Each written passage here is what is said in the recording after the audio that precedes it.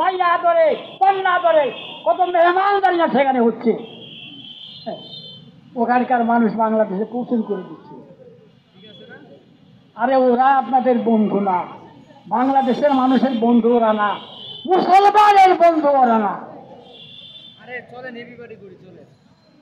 তাদের কাছে জানা যায়, তাদের রক্তের খবর নেন, রক্তের খবর নিলে জানতে পারবেন ওরা কারা।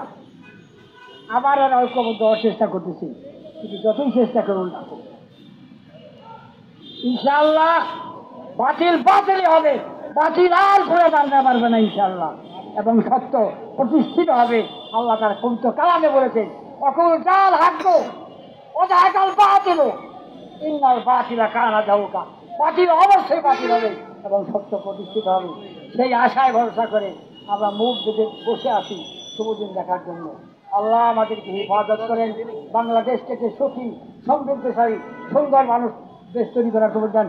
আর বাতিলকে আল্লাহ ধ্বংসের দিকে তাবিত করুন।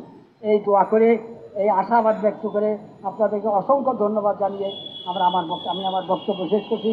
আমাদের দলের তরফ থেকে আপনাদেরকে আন্তরিকভাবে শুকরিয়া আদায় করছি। আল্লাহ হাফেজ। বাংলাদেশ জিন্দাবাদ, বাংলাদেশ মুসলিম লীগ জিন্দাবাদ।